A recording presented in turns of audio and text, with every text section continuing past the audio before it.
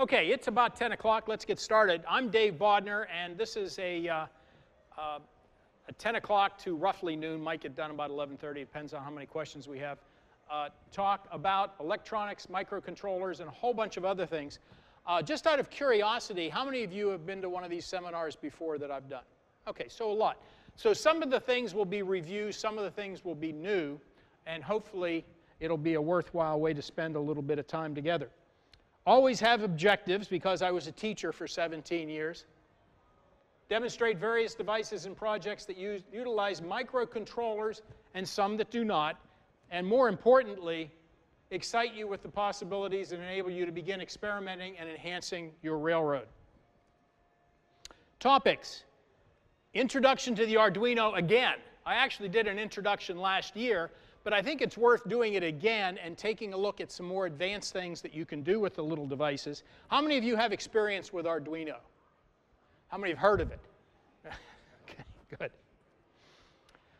Explore some of my projects. I've got some new stuff that I've done over the last year, a couple of things that are in the works that I'll show you towards the end. Talk a little bit more about laser cutters. That was one of the topics that we covered last year. Probably my favorite single tool that I have is a laser cutter. Absolutely love it.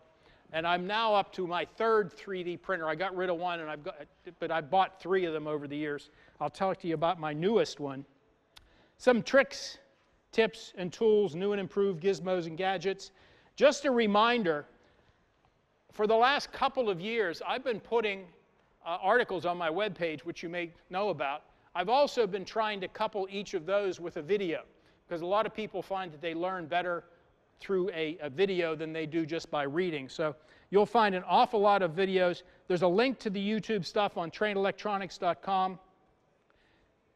I also have on trainelectronics.com or davebodner.com, speaking of which, why don't I just pass this around? That's my business card that has the email address and also my web page. I have a page on there that's just called Links. And what it is a single page, single web page, and I tried to put every single thing that I bought or talked about or recommended in that page.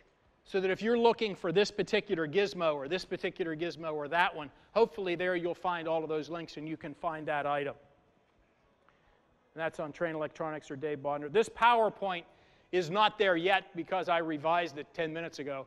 But this version, the latest version, will be up there probably tomorrow or Sunday. Okay, first project. I had fun with this. I wanted some smoke for my HO module. I belong to 2 clubs. I belong to the Pittsburgh Garden Railway Society, and I belong to the South Hills Model Railroad Club, which is all scales. And the South Hills Club has a modular layout, and I wanted to have some smoke coming out of a factory. Here's my little factory building, and I wanted some smoke. Well, let me show you the smoke that I wound up with. This guy here is my bigger smokestack. What I wanted was it Pola that makes one of these? Nobody wanted to sell one on eBay cheap. How did I get this one? I 3D printed this, and I laser cut the bottom. Okay. Let's see what happens here. A little bit of luck.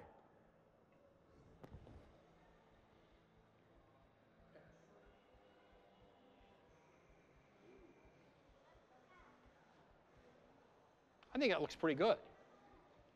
As a matter of fact, we had this set up at one of the Greenberg shows in Pittsburgh, and there were people from clear across coming over to see what the heck is going on with this little smokestack. Does that look at all familiar? Any idea where that's coming from? It's not a standard smoke generator. It is a smoke generator, obviously, but not the kind that you or I would find in a model railroad application. That's the guts of an e-cigarette. Let's talk a little bit. I considered commercial smoke units, as you described, but there's some problems. They're expensive. You can spend 30, 40 bucks for one of those little things. The smoke is usually based on an oil, and it's not real pleasant.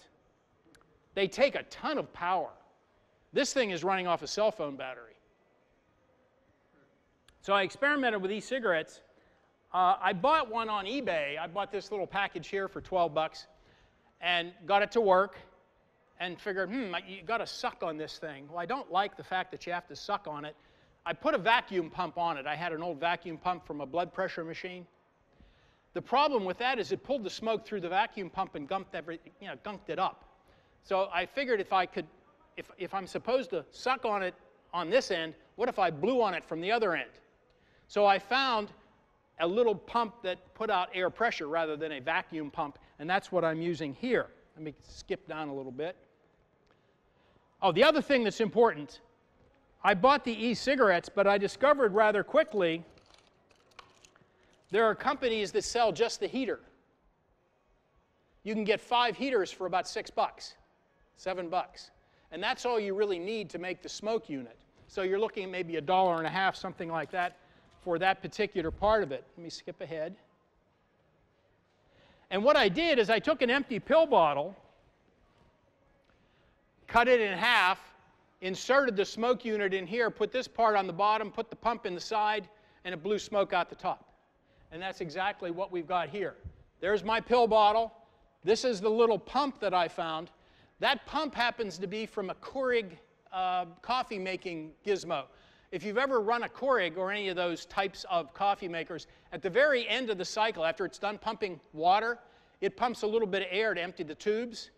That's the pump. And you can get those on eBay for a couple of bucks. And a piece of brass tubing and a little bit of aquarium tubing. And there's what you wind up with. And I'll pass that around. You pressurize the bottom chamber, the little heating elements in the middle, and the smoke comes out the top. And you simply pop this off, and that's where you put the smoke fluid. We'll talk more about that in a second. And again, there's the pump, if you want to pass that around. Got it? Thank you. OK. There's the pump, and I paid, $2.07 for the pump. Excuse me. I thought it was $4.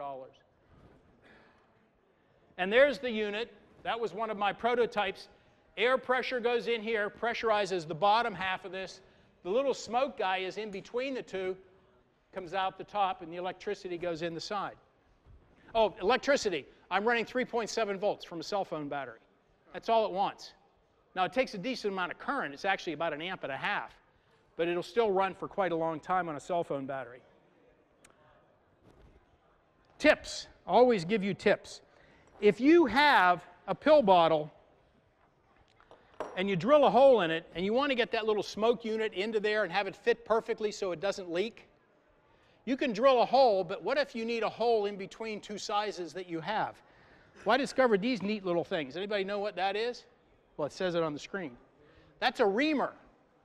You drill a hole just a little bit smaller than what you need, and you take this little guy,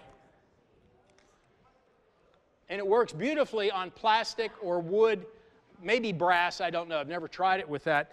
And there's another one. Look at this.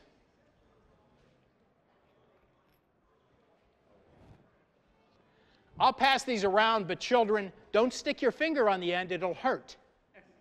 So I'll put that in there. You're welcome to make this hole in the bottom of the pill bottle as big as you wish. Where can you find a reamer? There's a link on my page that has, eBay. All you really need to do, here, there's one of them. eBay, I think I paid $9 for that. But that was from a US distributor. I wanted that one in a hurry. You probably get it for half of that from China. And this one here, also eBay, $6. So if you just search eBay for reamer, actually if you search for 14 millimeter reamer, you'll get this one. And just search for reamer, you'll get the other one. But I have links on that page for you. And if you can't find something, because some of those links are going to go bad over time, just drop me an email. I'll find it for you and send you back another link. Now, here's the interesting thing. When I started off with this, I bought smoke fluid that was meant for people that were smoking e-cigarettes. Duh. Well, what's it got in it? It's got nicotine in it. And frequently it has flavorings in it.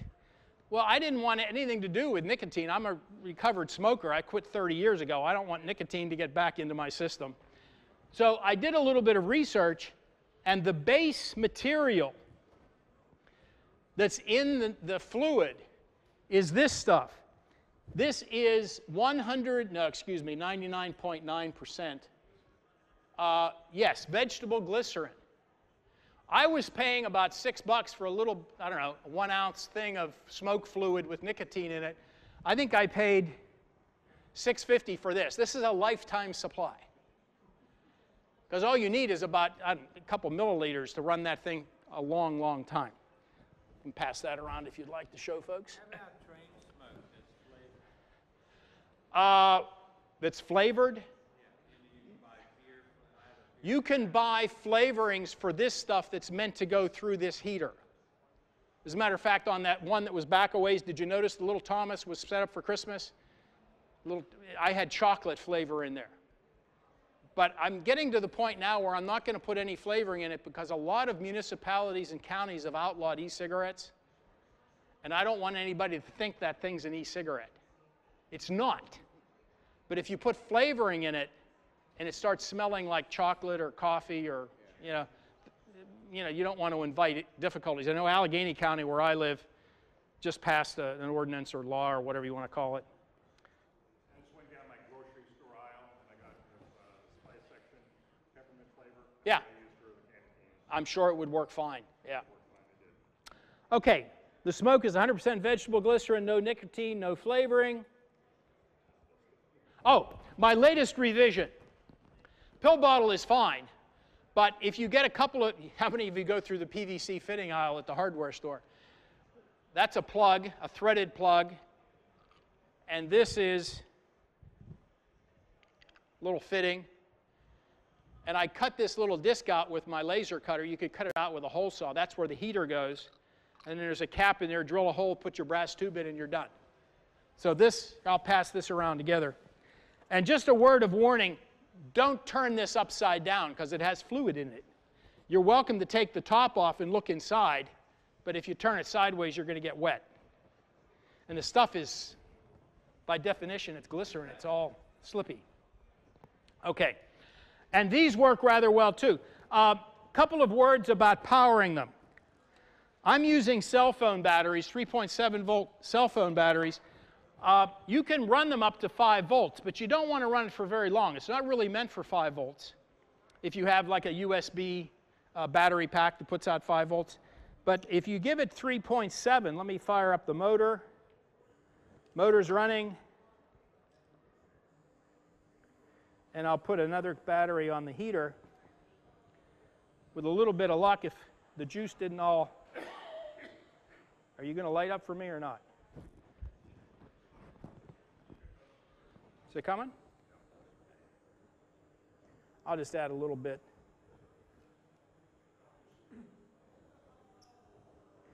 You don't want to let that run for like 5 or 10 minutes because you're probably going to burn it out. But I've got it set up so there's a little radio control I use with it at train shows. I'll let it run for 20, 30, 40 seconds, which is enough, and then shut it down. And this guy here, just a recommendation, if you're going to do a chimney, if I just dumped it into the bottom of this chimney, it'd never come out the top. There's a thin piece of tubing in the middle. So the smoke actually goes into that thin tubing, which comes within an inch or so of the top. And that gives you a much better, because, yeah, I don't even know if that would work this way. You going to work? Oh, here you go. You see how quickly that started coming out, so it's not really filling much in the way of volume. And it's a nice effect. I never have. Try it. Did you put it on a timer? Yeah, absolutely. That's one of the other things that I do with it. When I have it set up for a train show with the one club, I have it set up on a timer so when they turn it on, it'll only run for 25 seconds, and they can't restart it for another minute because I know what will happen if I don't have that. Okay.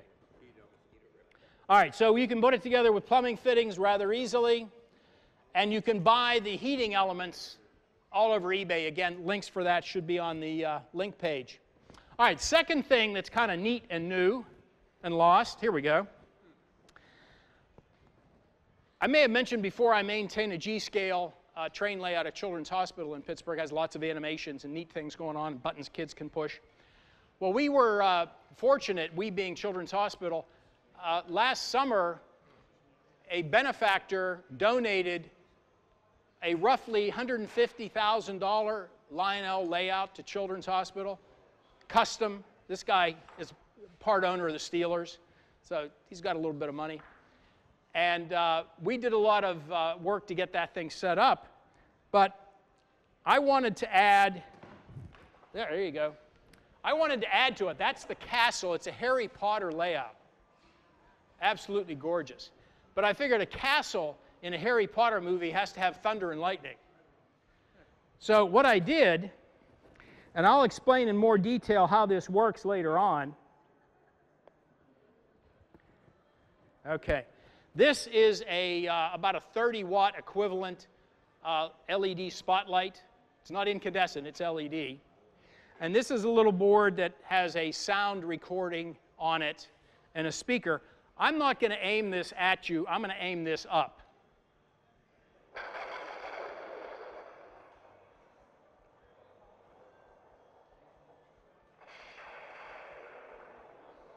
Pretty good effect. And that sits in the middle of the castle. I have 4 light bulbs aiming straight up.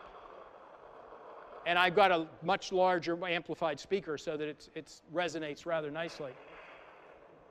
But the thing that's cool about this thing is there's a total of maybe $12 in the whole thing. Okay. We'll talk more about how this thing operates, how you program the Arduino, and how that particular function works. Is that Harry Potter castle Oh, no. This was made for this fellow's Beverly Hills mansion for his kids, and I think they outgrew it. And smart guy that he is, instead of selling it, he donated it and took a write-off. But he actually hired the company that built it. It was a company in Texas that built it and brought it to Los Angeles to put it together. He hired them to go from Texas to Los Angeles, disassemble it, put it into a truck, drive it to Pittsburgh, come to Pittsburgh, and spend 3 days putting it back together again. Yeah, if you ever get to Pittsburgh and you get to the second floor outpatient treatment area, Children's Hospital, it's worth a visit. Okay, all you need is an Arduino, a little MP3 player we'll talk more about, and a very bright LED spotlight bulb. Okay, that's the basic circuit. An Arduino, an MP3 player, that's a power transistor that actually interfaces between the Arduino and the light bulb, but that's a $1.50 component. Okay. I always throw in tips. The reamer was a tip. Do you all remember my #1 tip ever? How many have used these things? It worked. This is the stuff that's on the back of credit cards when you get them from the bank. It's like a goo. And the thing that's nice about it, if you buy it at Michael's, you can get a permanent version, which is what this is. And it comes in 1-inch strips.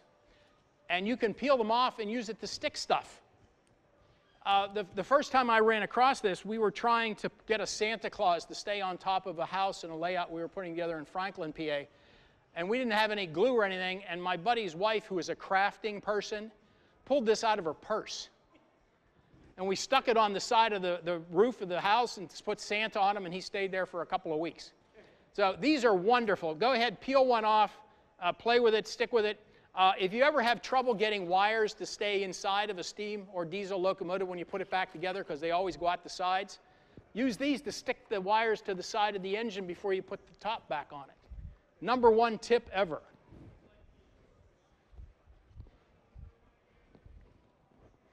Okay. Also, another big tip is soldering irons. How many of you are soldering people?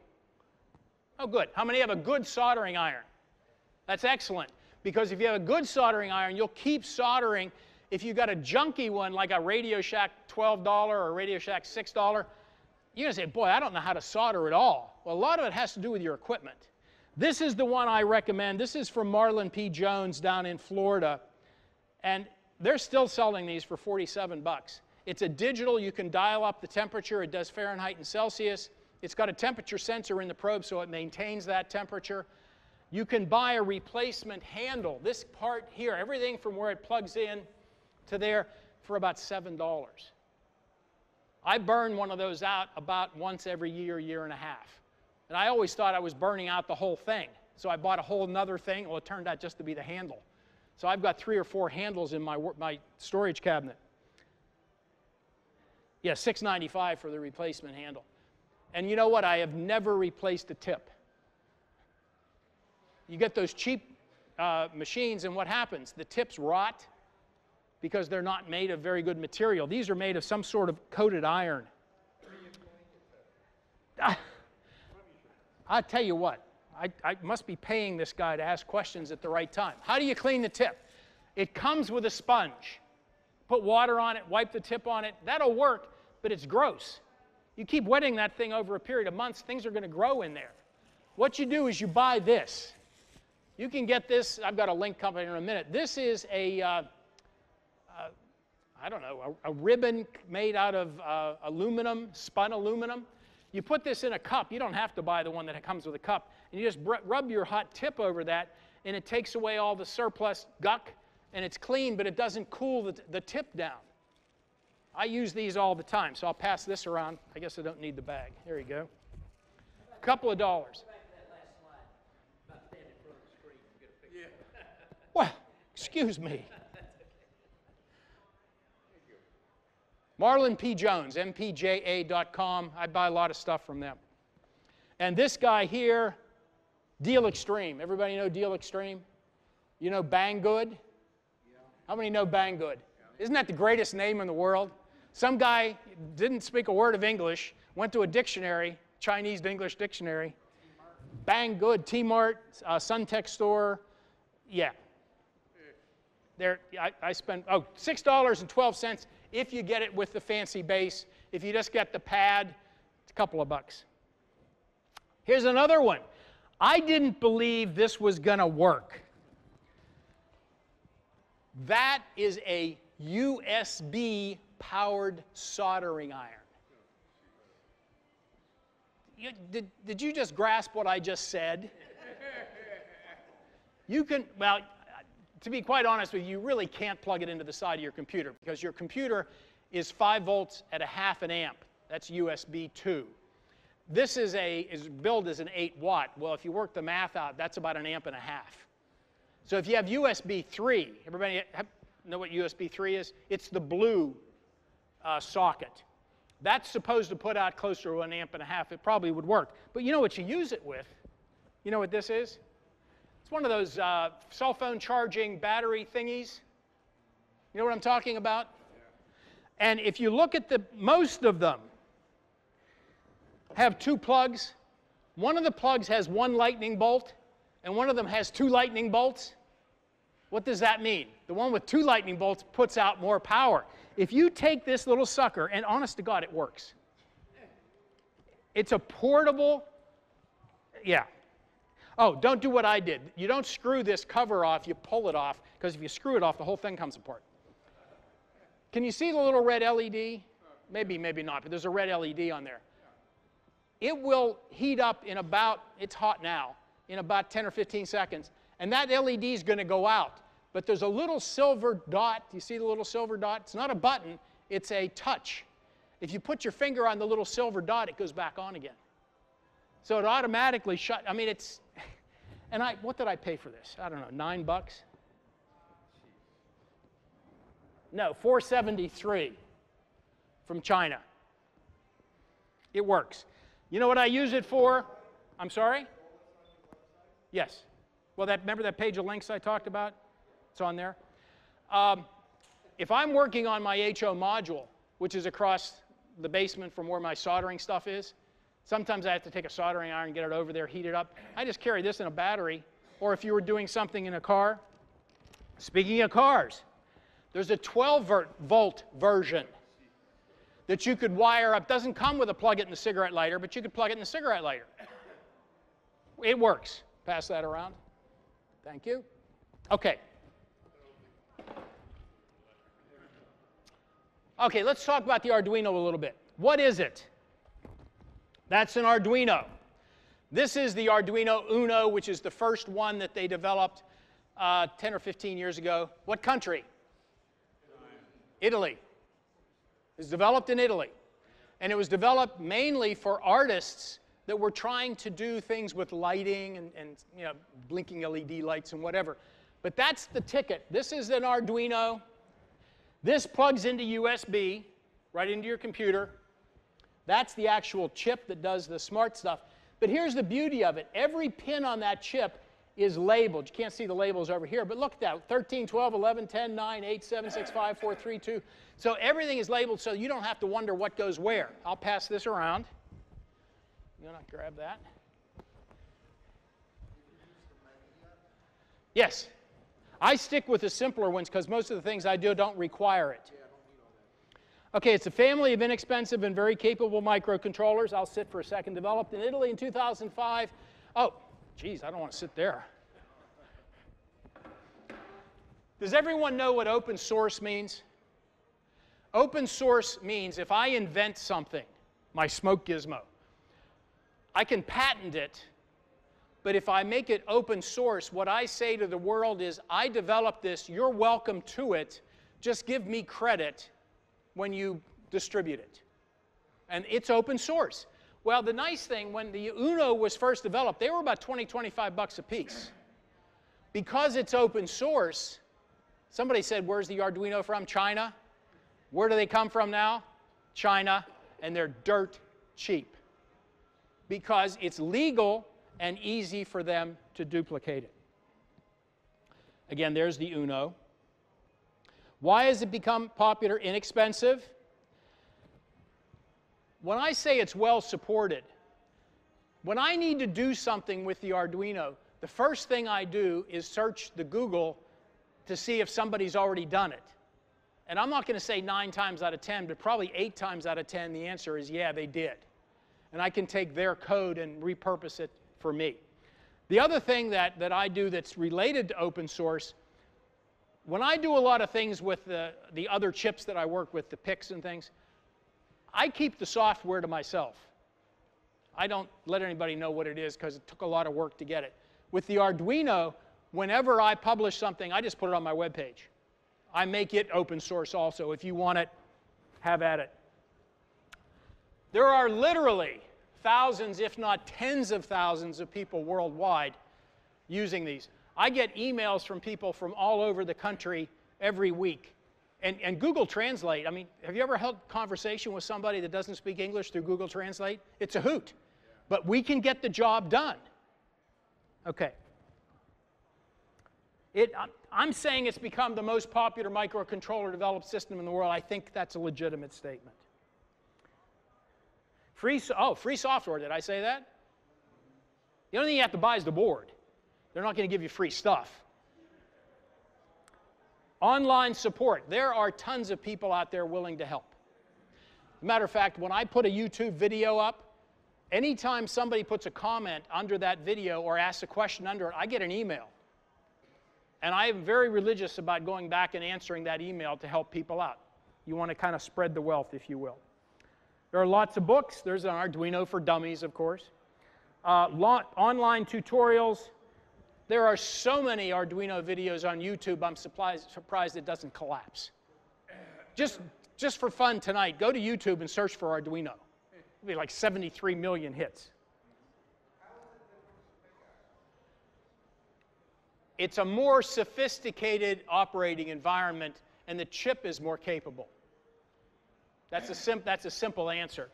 The nice thing about getting started with the Arduino, though, did you notice in that one that's going around, the little black headers that are labeled? You can plug these little wires right into those. And then you get one of these guys. How many of you have worked with these little boards, prototyping boards? So with an Arduino and a couple of these little wires and one of these boards, you don't have to solder to get something going. And I know how to solder. When I turn the light switch on to my basement, my soldering iron comes on. But I still do this first. Why? It's faster. It's easier to change it if I screw up, or should I say when I screw up. And then once I get it working, what do? Solder it, make it permanent. Okay. I'll pass this around.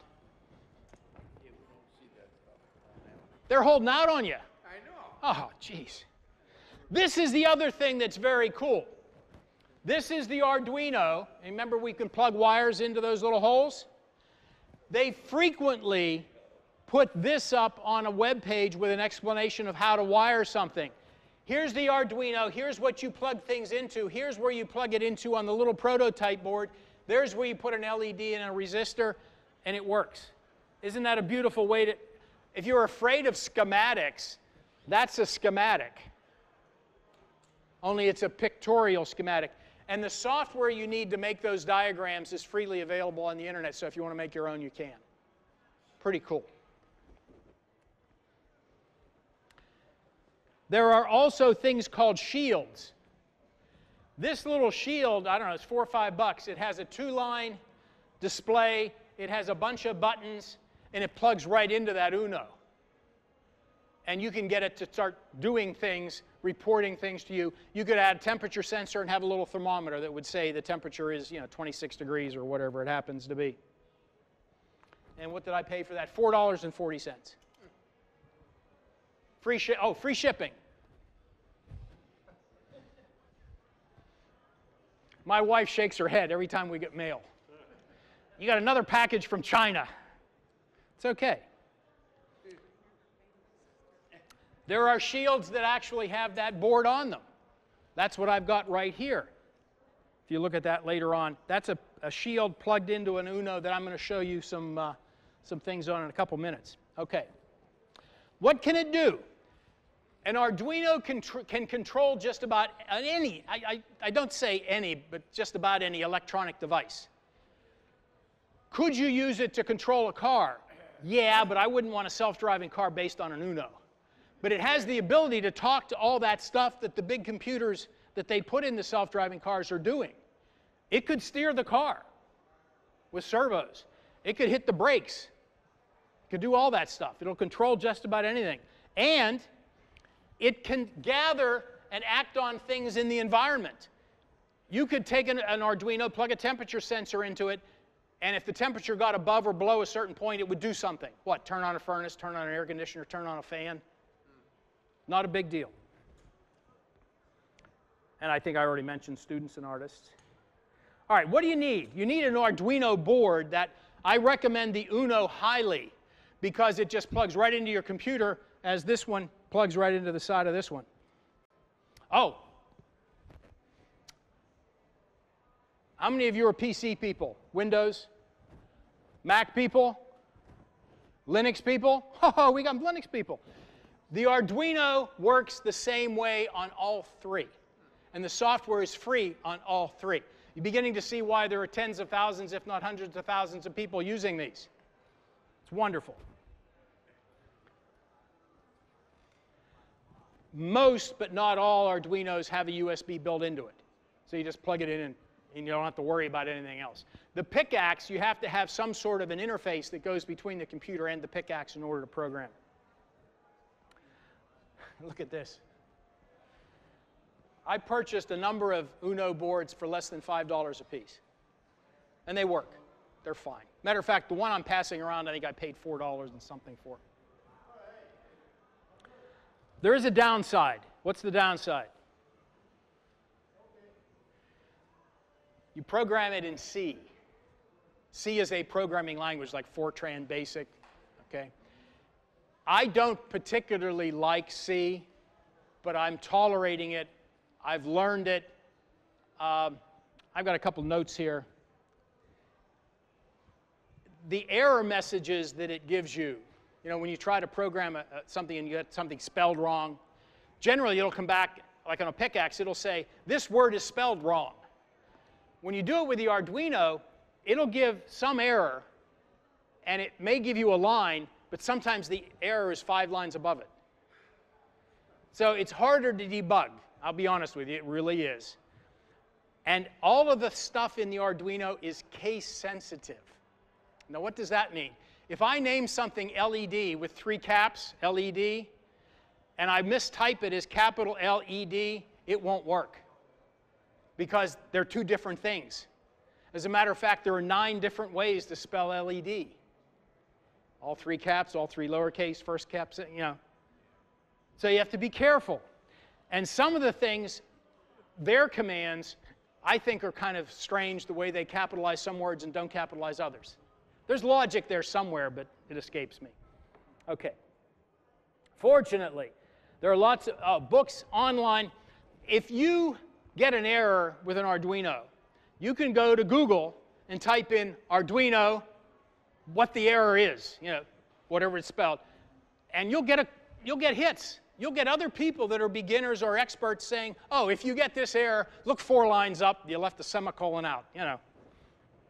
That's the one that drives me nuts. Every command, not every, but most commands in C require a semicolon at the end. Okay. Terrific resources. How many are familiar with Model Railroad Hobbyist magazine? The rest of you, shame. How many are familiar with Model Railroader? Garden Railways. Model Railroad Hobbyist is a free online magazine, and to my mind, it's just as good as Model Railroader. The editorial content is quite good. And there's a guy, I mean, I contribute stuff to it that has to do with the pickaxe and some of the other chips. But there's a guy, his name is Jeff Bunza. He's a PhD from MIT, retired. And he just wrote a series called Arduino for Model Railroading. And he was a teacher, too. And he explains well. Let me show it to you. I'm not in the way, am I? Good. OK. Where it is.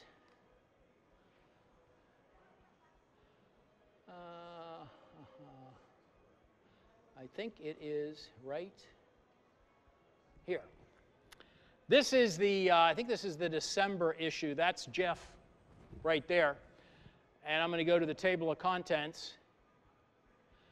And here, Modeler's Introduction to Arduinos. And there's the article. He's got a little Arduino sitting on a car. He goes through chapter and verse of how you set it up, what you can do with it. And there's a whole array of programs you can download from their website that plug right in and do crossings and whatever you happen to need. But I'll just get the idea. I mean, this is a major undertaking for him to do that. Look at that. These are all projects, servos, you name it, it's there. I've learned a lot from this guy. Yes. Yeah, you can download them and bring them right into your programmer. I thought that was a charge. No. No? Okay. Now, I believe they just came out with a new version that has no ads. But I like to look at the ads. I learn stuff from ads, too. OK, let's continue. Any questions up to there? OK, good.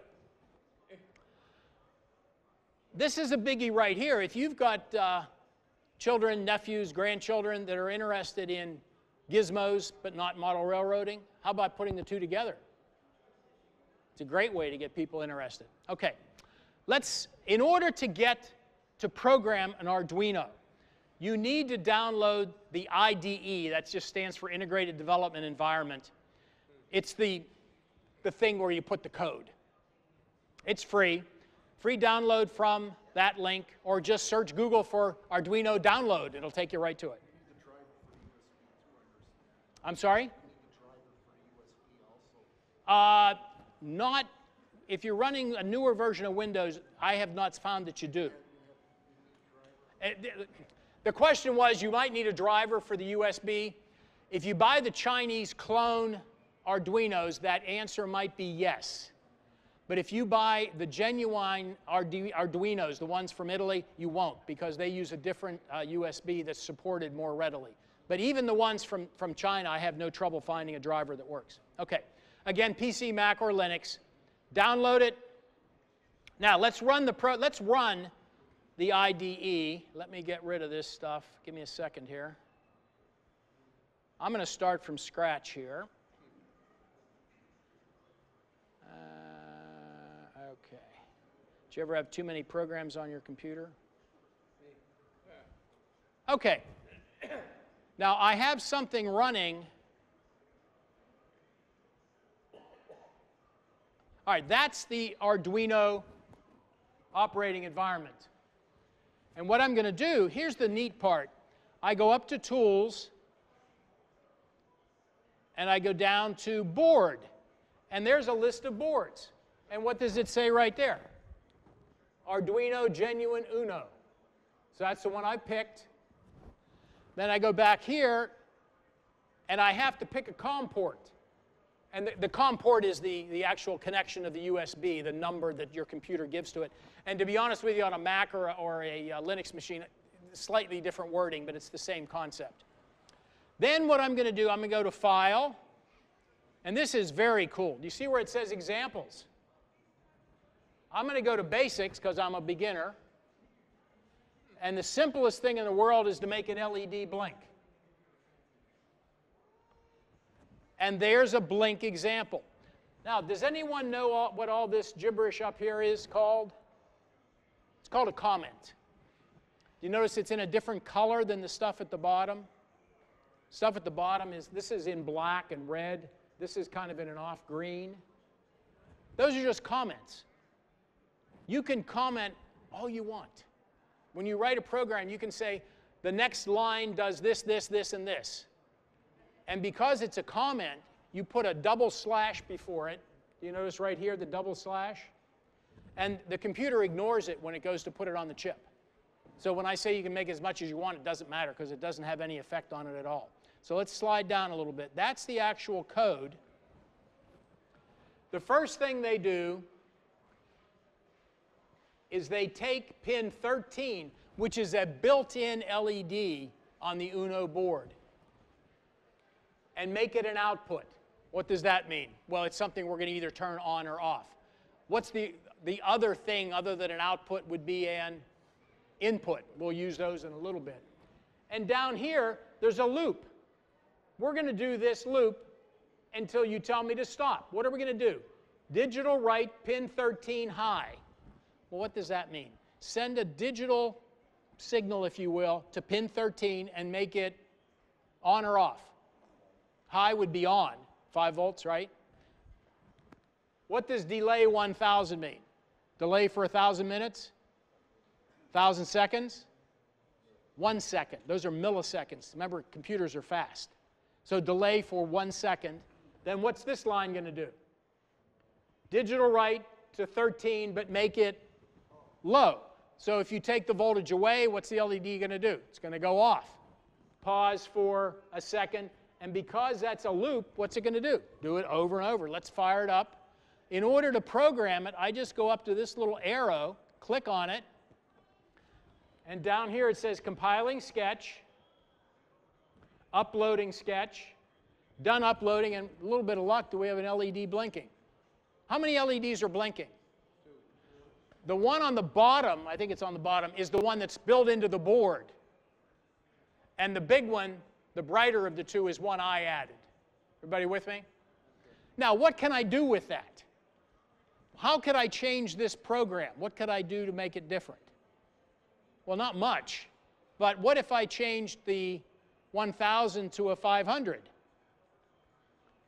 And changed this 1,000 to a 500? And hit program. What's it going to do to it?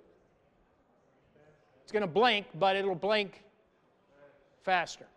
Is it? Yeah. What if I made it 50?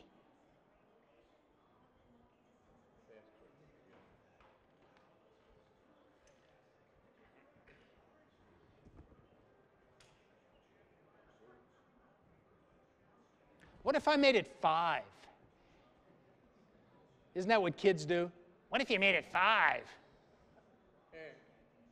Now, I want you to watch carefully what happens.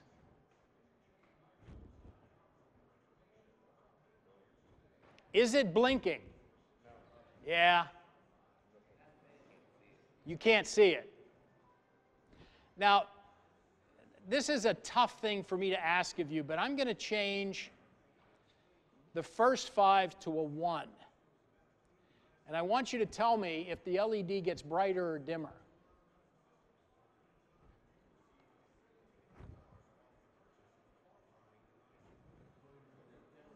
Why?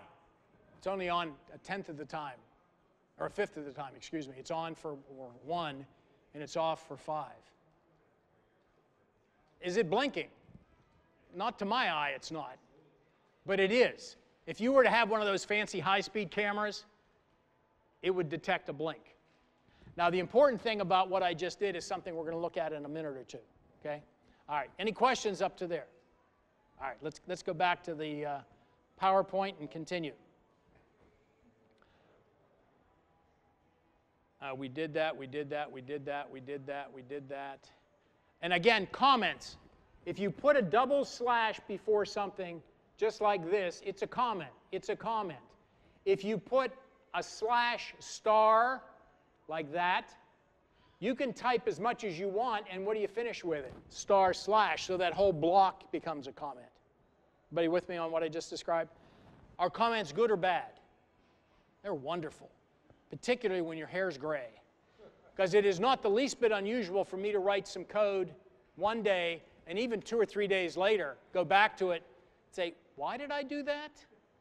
What's the purpose of that section? And I'll write all kinds of comments there trying to remind myself of what I was doing. Comments are great. Let me get rid of that. The other thing that we do at the beginning of a program is we can define, you remember we said earlier digital write 13? You can change that 13 into a word.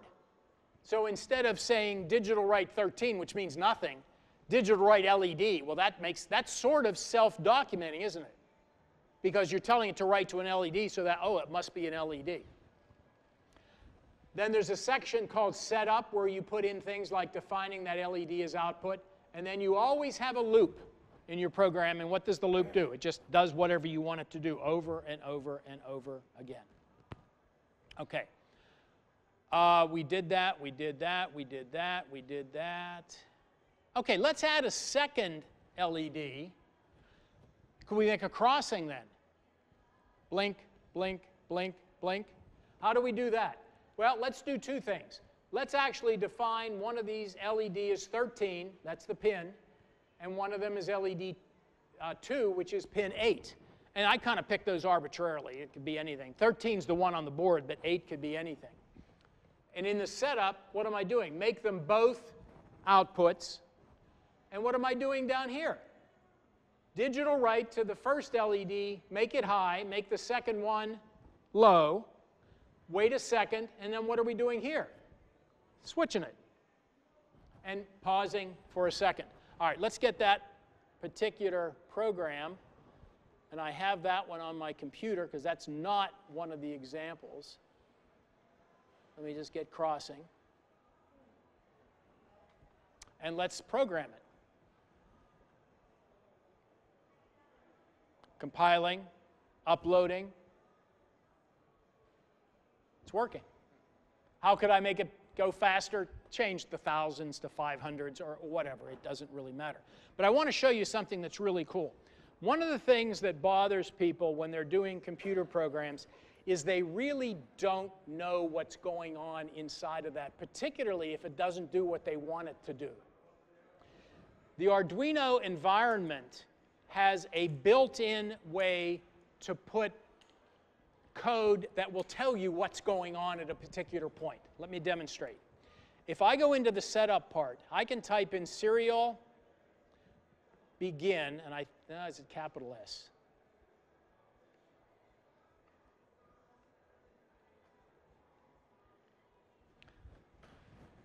Serial begin. What serial means is there is a communications protocol that uses serial communications. It's just saying, I want you to get ready to send out some information at 9600 baud, which is a speed.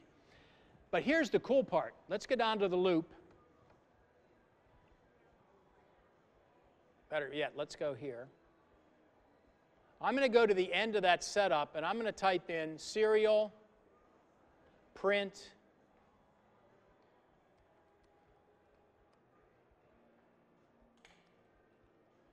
I'm at the setup section. So what's going to happen when it gets there? It's going to print that on a screen that I'll show you in a second. And I can come down here, and I can say serial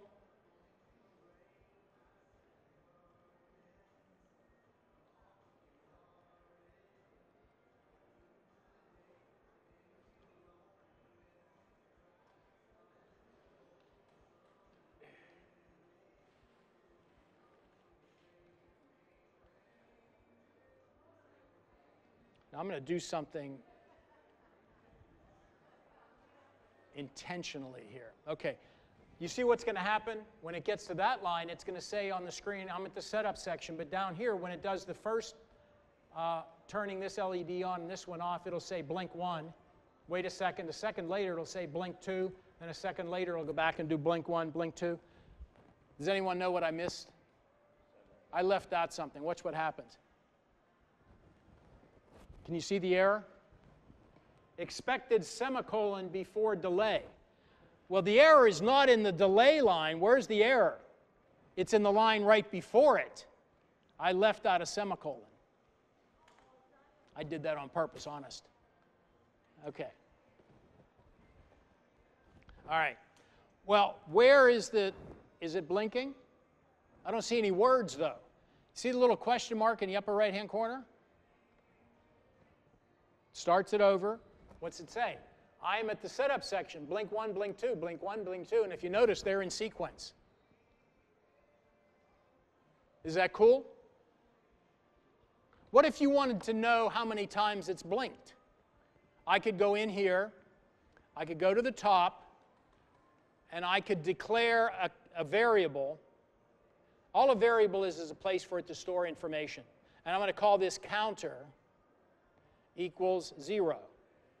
And I can come down here, and I can put in counter plus plus, semicolon, serial, print. Let's see what happens when I do that.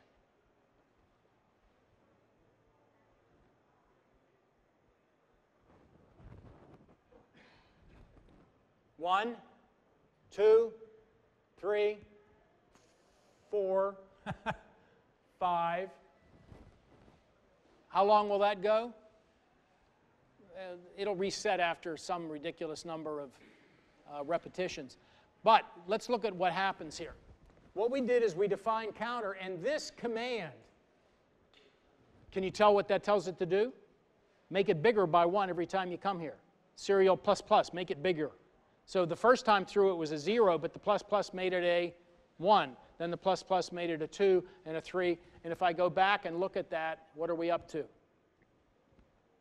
Where'd it go? Oh, we're up to 25. That's built in. Did I add any hardware to get it to do that? No, it's all there. And a lot of people that write programs have those printing, serial print things built in so that you can look at what's going on. I use them all the time. Okay, any questions up to there? Okay, let's go back to the presentation.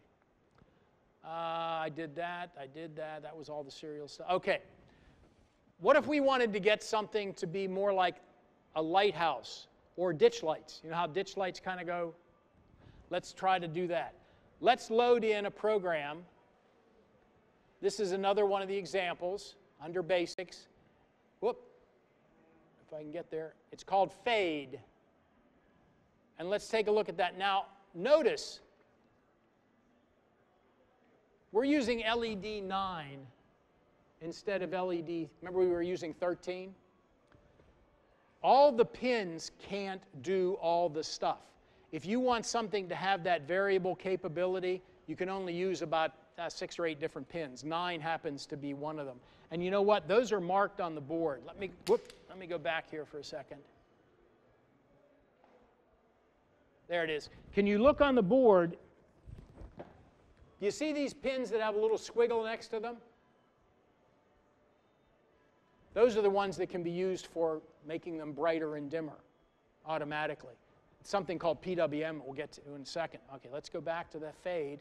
And let's program, whoop, went back to the wrong one. Let's go back to that one and let's program it and see what happens.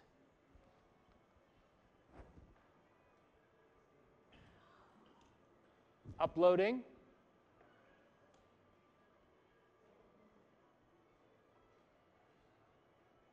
Nice?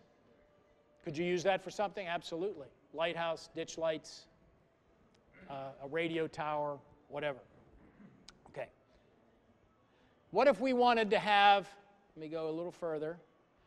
The analog pins, those ones with the little squiggle, use something called PWM. Have you ever heard of PWM? Some people call it PWC, pulse width modulation or pulse width control. They simulate a variable voltage.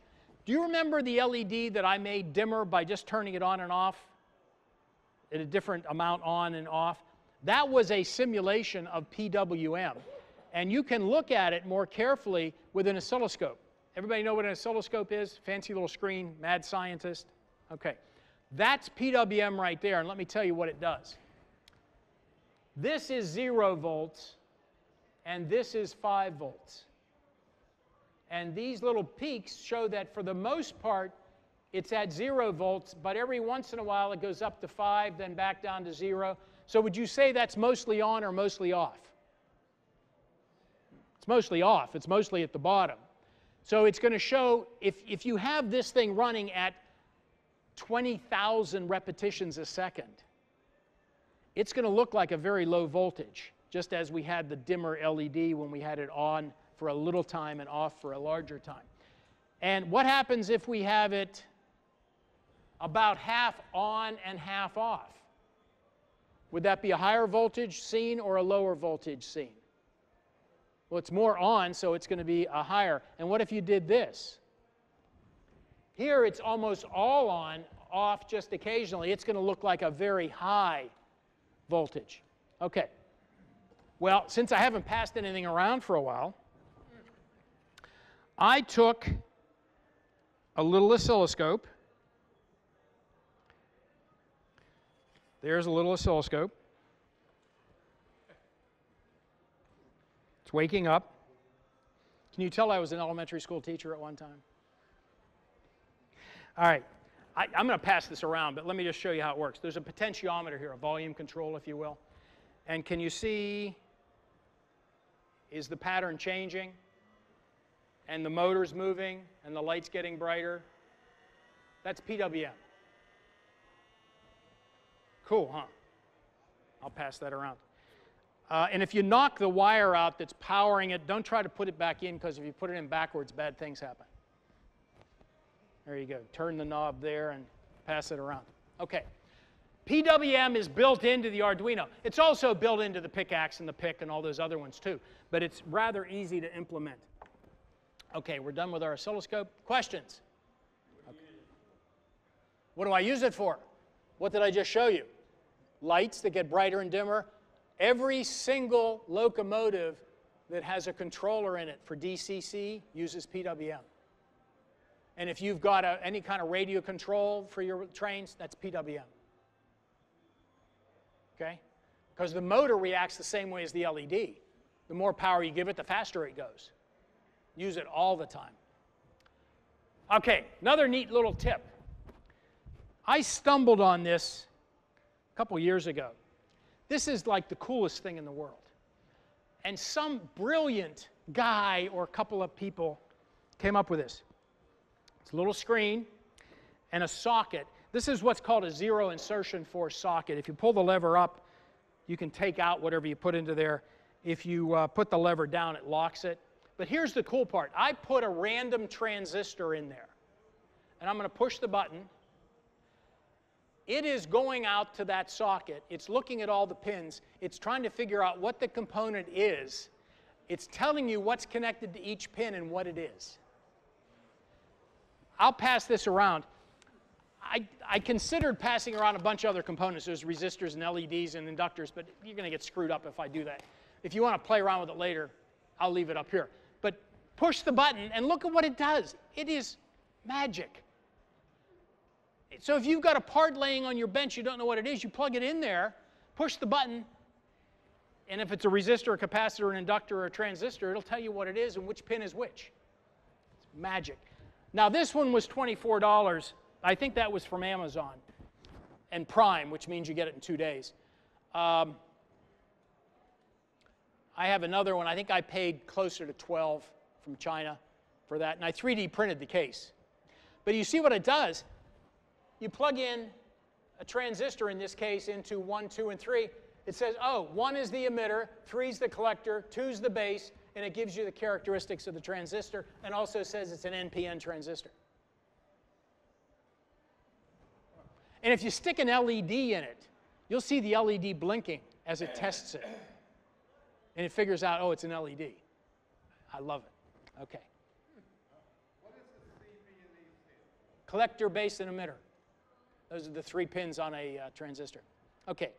Now, what can we do with our fade program? Can we make it ditch lights? Just like we took the blink program and made it crossings, could we take the fade program and make it ditch lights? Why not?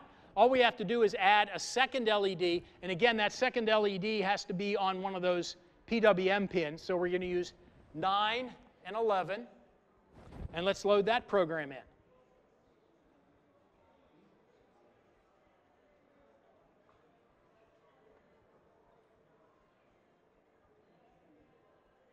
And let's fire that one up. Now, this one I think has a bug in it.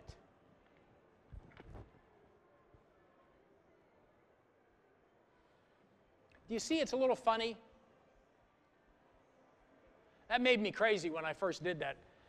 It turns out that when the one LED gets close to 0, it flashes on. So what did I have to do? Let me load in another program here. Did you kill my transistor? I have another one if you need it.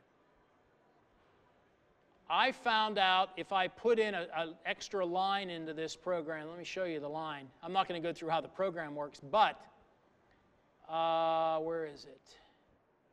Oh, here. Do you see where if brightness is not, I found that when it goes to 0 is when that problem comes up. So I put a line that says if it's not 0, then do that. So if I program it, let me fire this up, it gets rid of that glitch. Let's try it, see if it's any better. Uploading now. Is it better? Okay, now we're going to do one more thing with the ditch lights. Let me go back to the presentation end. We're going to add a potentiometer. Whoa! Is that important? Everyone knows what a potentiometer is. It's a volume control, variable resistor. The Arduino can read the value of a resistor when you plug it in correctly. Let me explain how this works. This is the symbol for a variable resistor. This is a resistor, and this is what's called a wiper. So if you have a variable resistor, you have 3 connections. You put one on plus 5 volts, and you put one on ground, and you slide the third one back and forth between plus 5 and ground. When it's close to 5 volts, what are you seeing? 5 volts. When it's close to ground, what are you seeing? 0 volts. When it's right in the middle, what are you seeing? 2.5 volts. Does that make sense? This wipes back and forth, and that's the thing you're turning on that oscilloscope demonstration. The Arduino can tell the position of that potentiometer by looking at what voltage comes in on that pin. Now, you may have noticed when you pass that little Arduino around, some of the pins were marked A0, A1, A2, A3, A4, A5. Those are digital pins, but they're also analog pins. Well, what does analog mean? Continually variable. Like an analog clock has hands, digital clock has numbers. You connect it to pin A0, and you can look at pin A0 and say, what's the value you're seeing? And it'll tell you. And once you do that, let me load my program in. This is very cool.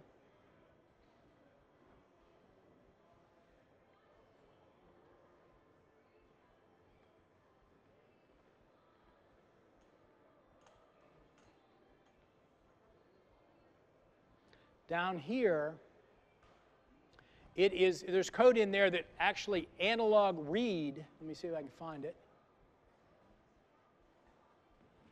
You see the line right here that says analog read sensor pin? That says go out to that pin and read what it is as an analog value. Now the interesting thing is the value that it reads, if it's at the far end to ground, it shows 0. When it's at the far end to 5 volts, it doesn't show 5, it shows 1023. Why 1,000? Does anybody into this? 1,023 is one less than a very round number to computers, 1,024. What's 1,024? It's 2 to the 10th power. Well, have you ever heard that computers work in binary? Things are either on or off. Let's go through it. 2, 4, 8, 16, 32, 64. What's next?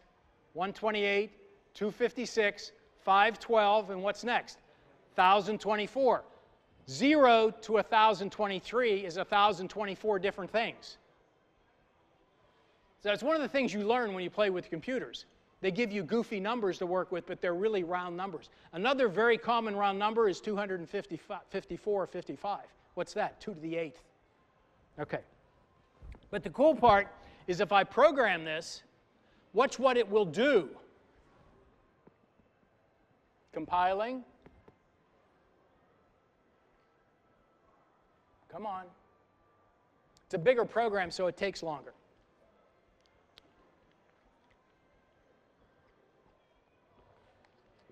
Uploading. This is the potentiometer. And if I turn it, can you see the difference through my fingers? Slow. And fast. Could you use that to control a motor on a train?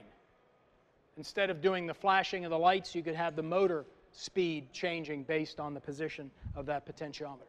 Questions? Okay, let's continue. All right, the other thing I'd like to show you, let's say that we wanted to have, let me go back here and load one more program in.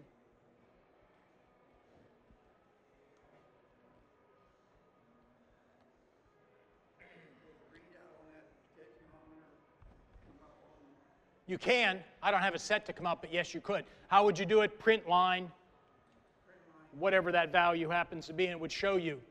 Yeah, as a matter of fact, that's an important idea. I'll talk more about that in a minute when we talk. I'm going to show you how the thunder and lightning works. And all the stuff we've been doing is building up to showing you how the thunder and lightning works. Okay, let's fire this one up, and then I'll show you how it works. This one is called Crossing with Trigger Switch. Compiling. Again, it's a little bit longer program. Some of these things can take a minute to compile, and you get very impatient. There it goes. Uploading. It's dead. What happened? There's a button down here, and if I push the button, it goes a certain number of times. I think it's set to go 10 or 20, something like that. Did we just create a crossing? Could you take a reed switch and put it on the ties in the track, put a magnet on your train, and set it up so that when the train comes along and hits that reed switch, it pushes the button? How does it work?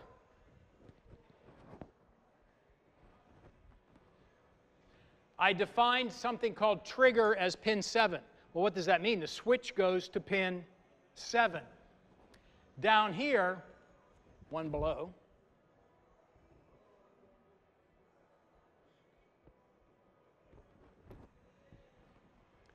trigger is not an output, it's an input.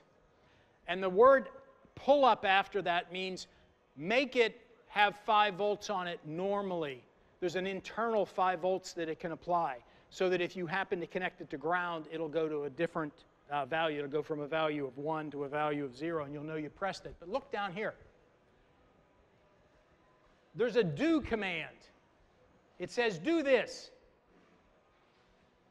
Measure the read, the value, if you will, of trigger. Trigger is normally 1, because remember I said it's going to have a 5 volts on it. It's got a 1 on it. And, oh, serial print. Let's do that. Let's actually fire it up. Let's look at that. You see all those 1s going by? Can you see it's blinking? That's actually reading 1, 1, 1, 1, 1, 1, 1, 1. Why? Because it's not doing anything. Watch what happens when I press the button. Got button push. Do you see the single 0? And what did it do at that point? Blinking. As soon as it's done blinking, what are you going to see here? Ones. Let's go back to the code. What it says here, while trigger state is 1, do this. So this command says do this while this is true. So what happens as soon as it becomes a 0? It's no longer true. It falls to here and does the blinking. So that's how you do the trigger. Okay. Questions? All right, let's continue. All right, let's switch gears for a minute. The thunder and lightning, which I'm going to fire up here for a second. And again, I will not aim it at you. What would you say about the quality of the sound? I mean, that's a junky little speaker. It's not bad. That's a $5 MP3 player. And where does the sound come from? Shh. Does everyone know what a micro SD card is? It's probably, there's probably one in your phone. It's the one that's the size of your little fingernail. And all you need is a 1, even a half, a gig, the tiniest one you can get. I buy them used on eBay for $1. And that's where you put your sound files. But the beauty of it,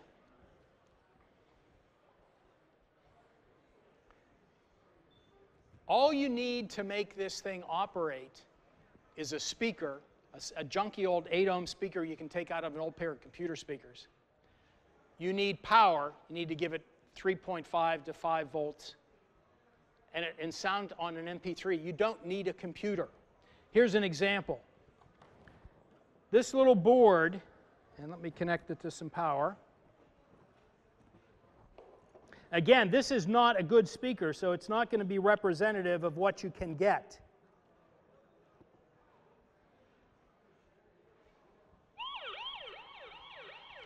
We use that. We have a radio control hooked up to this on our Garden Railroad layout when we go to shows, and if a kid starts reaching for a train,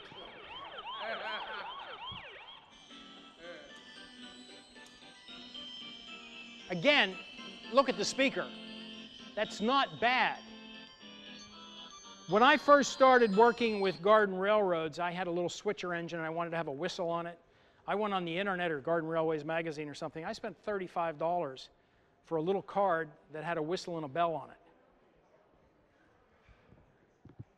$4 or $5.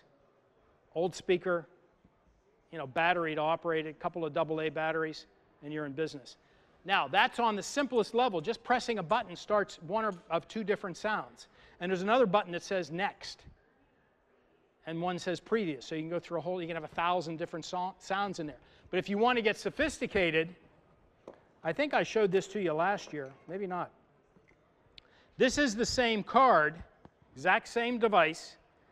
Let me fire it up.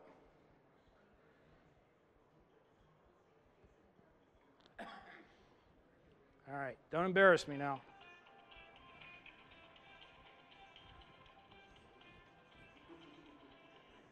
Isn't that cool? You can hang up your phone with your watch. Okay. This is Mount Lebanon School District's high altitude balloon. Current altitude is 2,9,7,4,3 feet. Temperature is 6,9 degrees Fahrenheit. Out. I don't know how well you can hear that in the back, but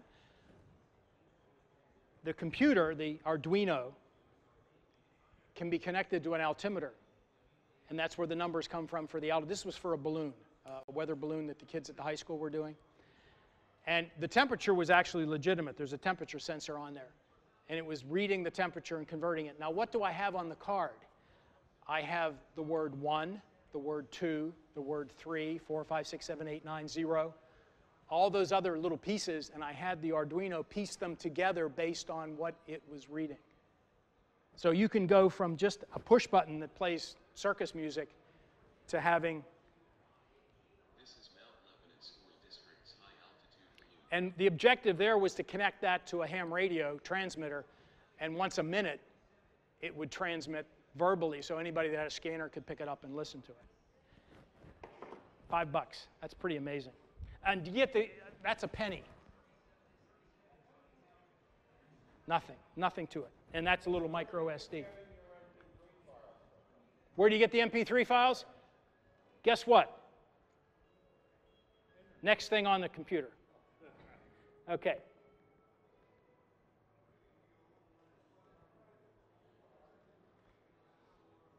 I already did that. There. Where do you get sounds?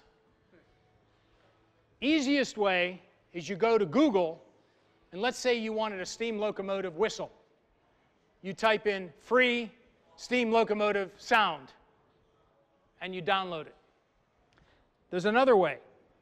That's what I have here, free railroad sounds. Have any of you ever heard of a program called Audacity? Audacity is an audio editing program, a sound editing program. It's free. It's open source. If you download Audacity and put it on your computer, and I think, do I have it running? No, I do not. Give me a second.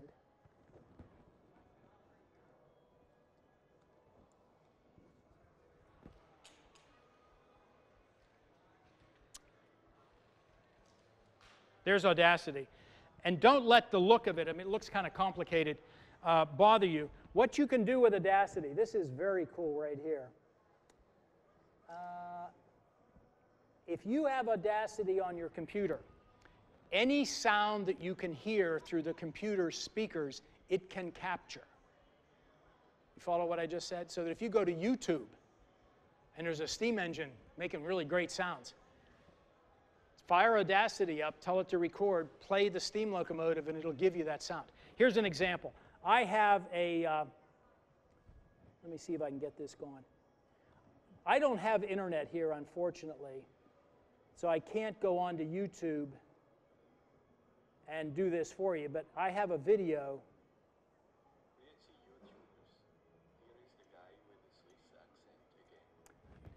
This is just a YouTube video. It doesn't matter what it is, but I'm going to go back to Audacity.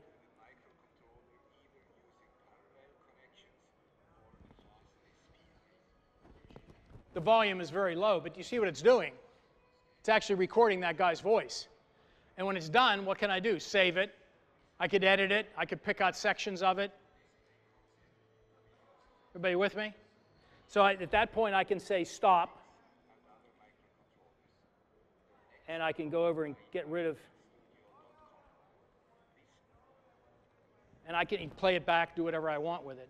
And all you do on that little MP3 card is you create a subdirectory called MP3, and you put your sounds in there. You call the first one 0001, second one 0002, 0003, and you can have, I suppose, thousands. I don't know. I've gone up to 120 or 30 with the balloon thing. Okay. Did that answer your question? Okay. All right, let me continue. Yes. Anything you can hear on the speakers, you can capture.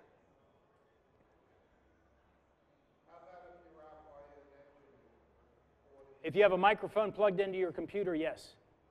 And a lot of laptops have a microphone built into them, so you could just do it, yes.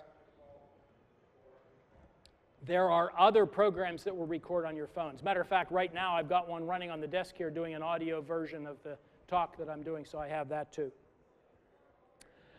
Just a reminder, I've got right now about 125 different videos on YouTube.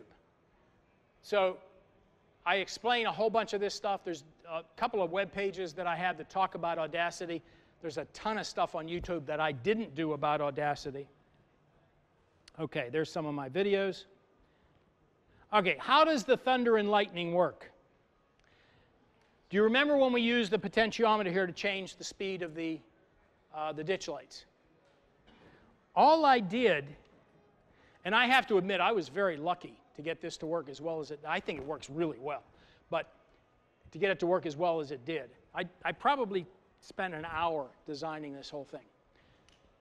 I took the audio output from the thunder and ran it into one of those analog input pins on the Arduino, and it gave me a number between 0 and 1023. And in the program, I said, if the number is more than 700, which means it's loud, turn on the LED. If the number is less than 500, turn it off. And I'll tell you what, I mean, I guessed at those numbers by looking at, you know, and I don't think it's too bad. The kids like it. If I can get this plugged in, I'll do it again because it's fun. Need 2 hands. So it's reading the volume. There's also, can you see the blue light? That's connected to something called a busy pin. And the Arduino also watches that blue light pin, and it's instructed to do this until the blue light goes out.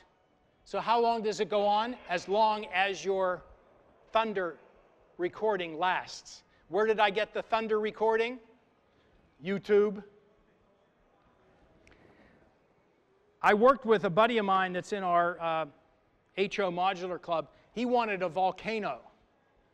And we did the exact same thing with a volcano, except we used red lights. And it really looks cool. We got lava flowing down the side with red lights, and we've got smoke coming out from this. And yeah. So there's a lot of things you can do with that. Okay. Okay. All right, I wanted to talk real quickly. How many of you use the Revolution radio control system? You're aware of the crazy things that have happened to them over the last couple of years. First, Aristocraft developed it, and I did help them a bit with the development. I wrote a lot of the manuals and helped with the user interface. Then when Louis Polk retired and Aristocraft shut down, Navin picked it up with Crest Electronics, and unfortunately, I guess last summer, that just didn't work out. Well, the third company, called Precision RC, has picked it up, and that's really good news because they're maintaining it and they're going to expand on it. And what I just wanted to say, a couple of words about it, the important thing is all the stuff that Precision RC is selling works with the old stuff. And all the old stuff that you have works with their new stuff, with one very significant exception. Let me skip ahead here a little bit.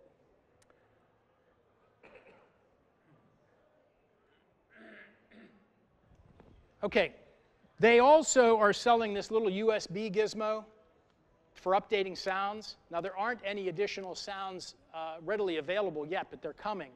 But I want to caution you about something. If you have a transmitter and you want to update the software, all you have to do is plug this thing into your computer, download the new software for the transmitter, upload it wirelessly, and you got the new version. Except if you try it with one of the original transmitters, do you know what it means to brick something? What does anybody want to tell us what bricking means? You're turning that device into the equivalent of a brick. Don't ask me how I know this.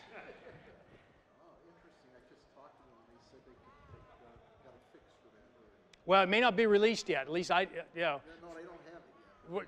If you take this little gizmo and you want to update one of the new transmitters, it works beautifully. Right.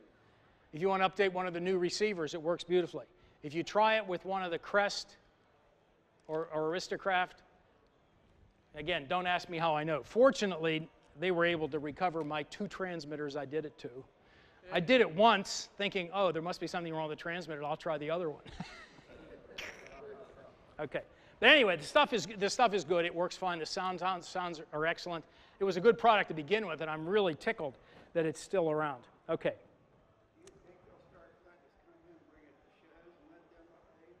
Well, they did that for a while. Yeah, I don't see why not. I don't know. Are they here today? I don't. Yeah, they're there. Okay. Yeah. Okay. So the important thing is old transmitters talk to new receivers, new transmitters talk to old receivers.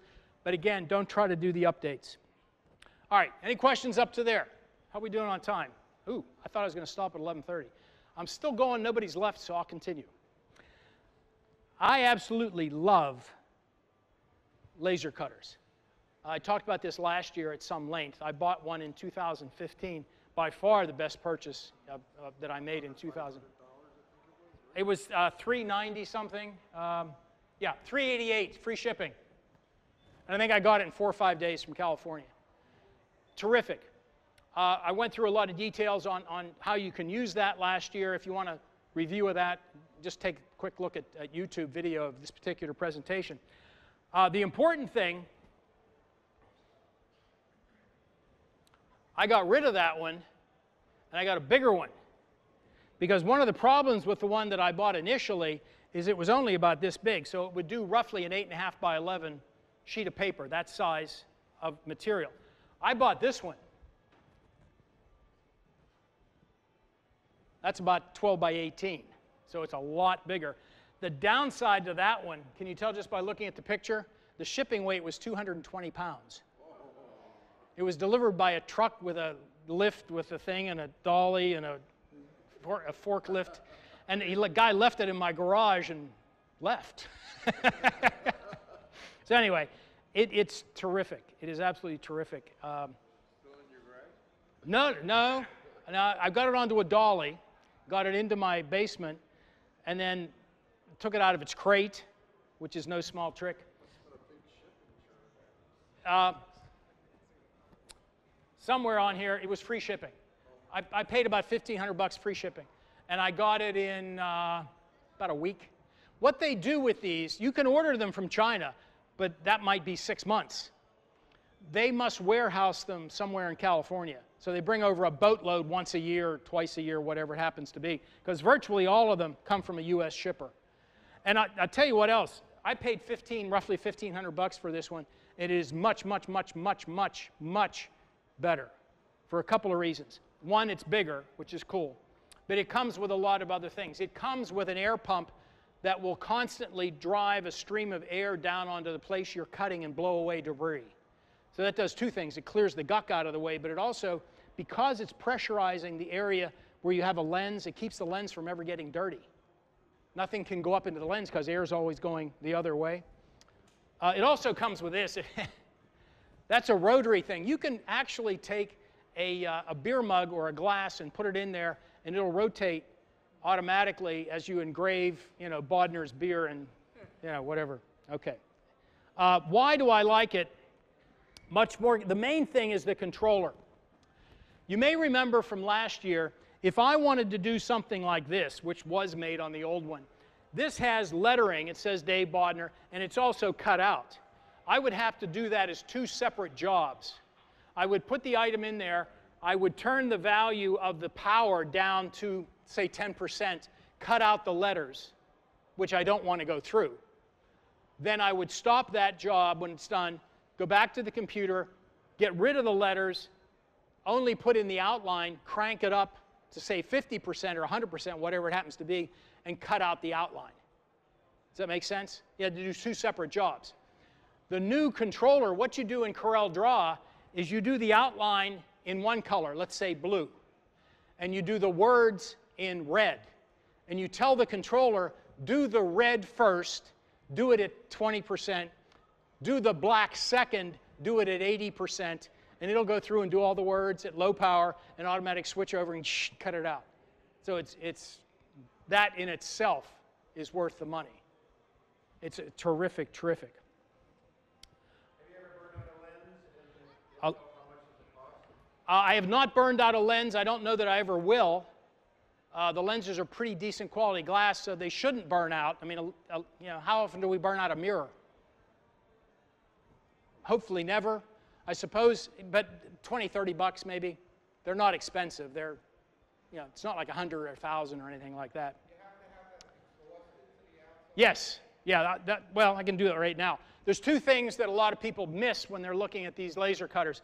You really have to exhaust it to the outside. And I've got 2 big fans that exhaust it out a window in my basement, and my wife will still come down the steps and say, "What are you doing?" She can still smell it. And you also have to have a container of chilled water to cool it. There's a water jacket on the laser tube. The laser tube is that long. And it looks like some piece of scientific apparatus, with all the tubes and stuff on it. And you pump cool water. When I say cool, room temperature is fine. But as soon as you start using it, the temperature goes up. So what I frequently will do is I'll throw a frozen Pepsi bottle, 2-liter bottle in there to keep the temperature down. It works better at low temperature. But venting and water cooling. Okay, let me jump ahead. 12 by 18. Oh, the other thing that's important, the first one I had, the work table was static. It was stuck. You couldn't move it up and down. And if you wanted to use a thicker piece of material, you had to take the whole thing out and make blocks of wood to hold it at a certain height. It was a real pain. This one has a movable bed. You get a little knob and you can turn it up and down. Some of them actually have one that's controllable by a motor, but this one does not. Safety features on this one? No. Right here. I hate to say that. You do this, are you reading my notes? These cutters have no safety interlocks. I frequently run it with the lid open. I shouldn't. I always have glasses on, so that helps. And this type of glass will stop infrared, but, yeah. And I do have to admit that I thought I turned it off once, and I reached inside, and no, I didn't. No, I stopped. But I'm almost glad I did that. And the good news is, unless you put your hand right under the lens, it's probably not going to go through. The part that's on the mirrors where you're more likely to hit it is a more diffused laser beam, but it would still ruin your day. Okay. The only recommendation, they also highly recommend that it be physically grounded, not just a 3-prong plug, but I have a separate wire going to an earth ground. And if you have kids in your life, lock it up. Take the power cord and hide it somewhere. It's just like a gun. They'll play with it and they'll get hurt. I recommend that you get one that supports printing from CorelDRAW. I really like CorelDRAW. If you're an AutoCAD person, there are plugins for AutoCAD. So that's just as good. I just don't know AutoCAD. The new one, I can do 1/4-inch plexiglass in one pass. That's a lot. Yeah. I don't know if I have anything here. Oh, yeah. I'll get to this in a minute. But this was cut. Those pieces, yeah. You can pass that around. Okay. I'm going to skip over that.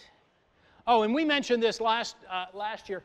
The first laser cutter that I bought, the one I got for $380 or $390, is almost identical to the one that Micromark sells for $2,000. I think Micromart has 2 or 3 things that are add-ons that make it a little better. They have an air pump, they have a different type of bed, and I think they do have a safety interlock. But that's about it. Is that worth an extra, $1,500 or so? I don't know. Okay, laser cutters, outside vent, cooling, CorelDRAW. Oh, what will they cut? Mainly, I cut wood and acrylic, plexiglass. Works beautifully for both of them. Let me show you some of the neat things you can do. I needed a bridge for an HO module, and I made this one just for fun. This took about maybe 40 minutes to design in CorelDRAW. I just found a picture on the internet and said, oh, that looks pretty cool, and designed it. The nice thing about CorelDRAW is it's a vector-based drawing program, which means all of the information can be scaled without any loss of accuracy.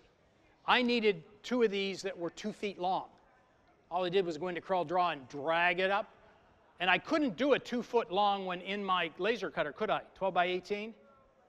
I'd need 24. So what did I do? I cut it in half. Let me show you the picture. We did that last year. Where's my bridge? Yeah, it's in my hand. Maybe I don't have my bridge in here. Oh, we'll talk about that in a minute. But anyway, what I did is I printed half of it. And then I just glued it together. It was no big deal. How big could you make it? Well, if you're willing to go multiple pieces, you could make it very big and scale it quite nicely. This one, I really like this. This took about 2 hours to design. I've been in the habit over the years when I have a friend or a relative that's turning a significant birthday. A buddy of mine was turning 70. I'll make them a little radio tower. I usually make them out of brass and have a Morse code. Anybody figure out what this is saying? It says Rocky is 70. And down here's a little circuit with a 9-volt battery. But here's this is what I cut out. Anyone remember where the wood comes from? You weren't paying attention last year. Hollow core doors. You go to the Construction Junction recycling place, and for $5 in Pittsburgh, you can buy a surplus hollow core door, tear it apart, and you get 15 or 20 square feet of really nice. I'll pass this around. I mean, that's not bad. And here's a bag full of other parts that went together. Okay. Here's some of the engraving I've done with the new and experimenting. And if you look carefully, the smoke at the top kind of changes intensity as it goes down. I'm making you work. Okay. What else do we have in? Oh, okay. And we're getting shorter on time. Any questions up to there? I'm going to talk about LEDs, and I'm not going to fool with this. Question. I'm sorry. I start over. It's a good question. I think each one of these pieces took about 10 minutes. Well, you know, there's a lot of holes. It could have been a little more than 10, but let's say between 10 and 20. Yeah. And they're pretty sturdy, you know, because that's decent plywood. Let's talk about LEDs. I love LEDs. And I think all of us are quite familiar with LED strip lights. Yes? You all used them? This is the original type of LED strip light, all one color. These happen to be, I think they're called bright white for obvious reasons. Then somebody came up with the idea, wouldn't it be cool if we had color?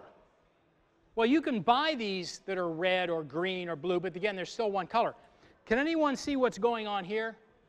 There are groups of 3 LEDs, and they repeat, red, green, blue, red, green, blue, red, green, blue. And the cool part, you can get these for about $5 on eBay. It's a controller and an infrared radio control. And I can do stuff like, now it's all blue, all red. I can have it do fancy little displays. The problem with white, that's a good question, and that's actually the next thing I'm going to show you. Because the LEDs are maybe an inch apart, if you lit the red, the green, and the blue, if you mix colors of light, you'll get white. But they're too far apart, and your eye just, if you had them in a valence, maybe over a layout, it might show as white. But let me show you the next one. This, you get the idea here, you've got a red, a green, and a blue spaced, you know, roughly an inch apart. Some really bright person, let me go to here. You know what they did is they put all 3 LEDs in one block. Let me show you a picture of that. See, I knew I had more than 2 hours of slides. How are we doing on time? All the time in the world. Wasn't that what the guy in the time machine said as he was finishing up at the end? Okay. This is one, call it unit. And in that unit are 3 LED junctions. So when I turn on the green or the red or whatever, they're all together. Does that make sense?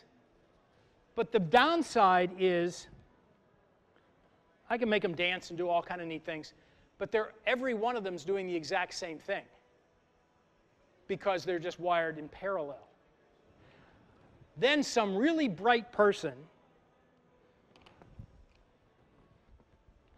they went a little further.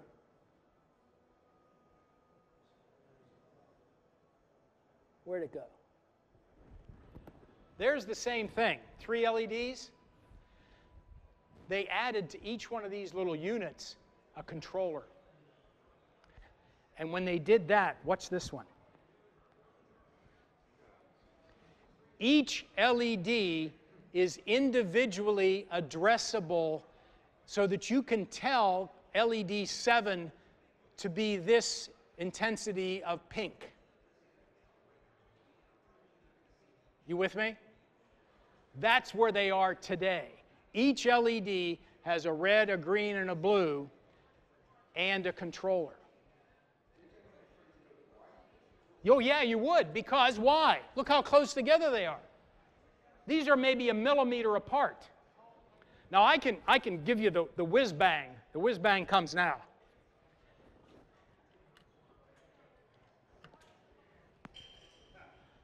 You can buy this stuff in 5-meter strips.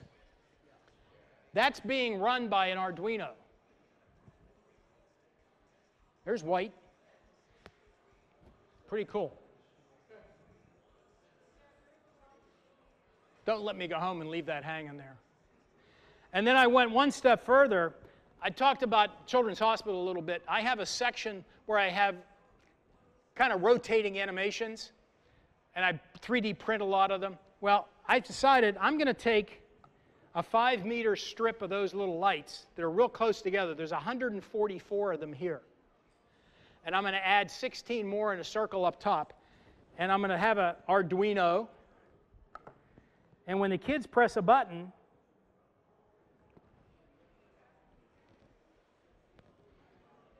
here, I'll put it up. Well, I will tell you this. Did you see the white that went through a minute ago? I took that out of the one that went to Children's. I actually took a video of it and sent it to Children's and asked their neuroscience lady, and she made the recommendation. This one, I took this out. Yeah, but good observation. Isn't that cool? And they're not that expensive. I think this thing here with a controller is maybe 20, 25 bucks on eBay or on Amazon. Okay. I might be done. Let me see. Let me see. Oh, DCC++. Let me just say what I've done with DCC++. DCC++ is a complete DCC implementation that can be done with 2 boards. An Arduino Uno, which you can get for as little as $4 or $5, and a motor controller board that you can get for another $4, $5. And here's the whole thing right here in a little plastic box.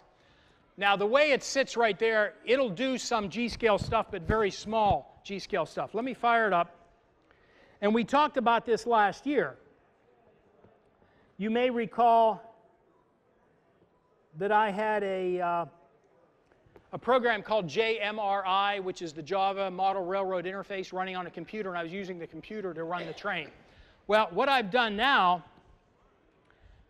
I came up with some wireless throttles. This is the first one that I designed, and the question was asked about how thick can I cut plexiglass. There's some 1/4-inch plexiglass spacers in there that were cut for this. But if I turn that on, it has a 2-line display. And if I go to no wires, and that is a standard MRC, junky, DCC.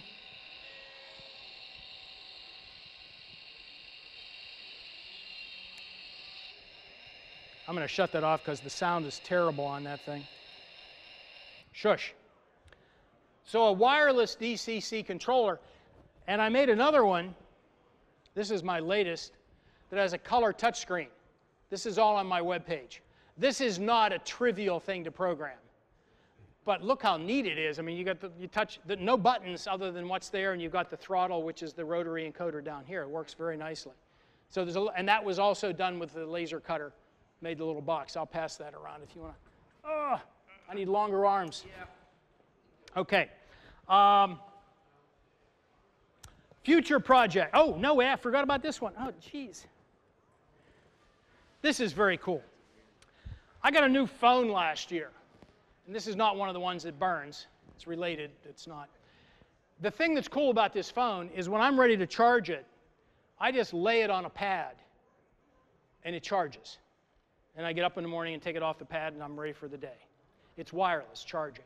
My watch does the same thing. You lay it in a little cradle. There's no plugging in. Well, I started thinking, wouldn't it be cool if we could use that technology, the wireless transmission of electricity, with our trains or with animations or something like that?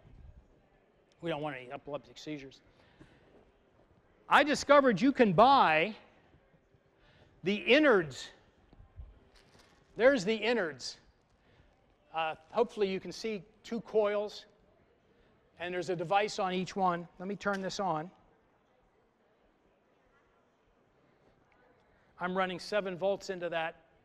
This is a transmitter. This is what I would lay on the table. This is my phone. Is it lit? Sure it is. I'll pass that around. Who wants to stand up and grab something? There you go. And I started thinking about animations. What if you took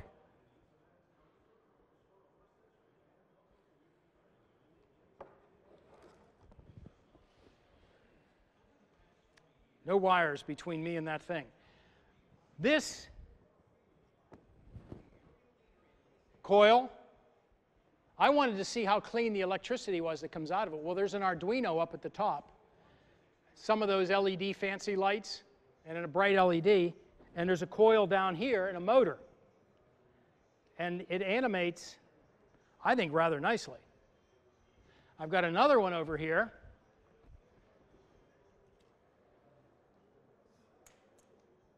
Aren't you glad you came?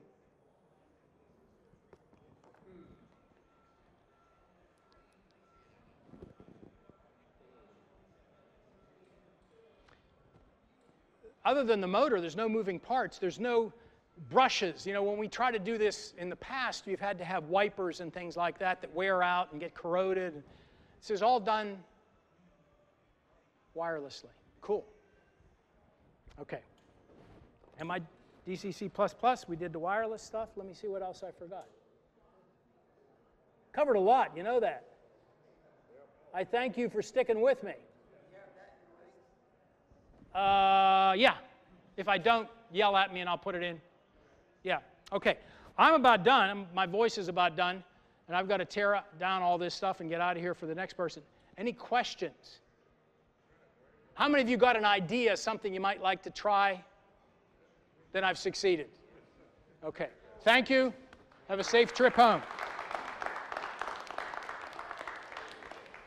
I'll leave this stuff up here if you want to play around a little bit. If you want to test some other components, there's a little box of them here. Take a look at some of the laser cut things. And I'm going to take this down before I forget it. You did a great job. Thank you. I appreciate it.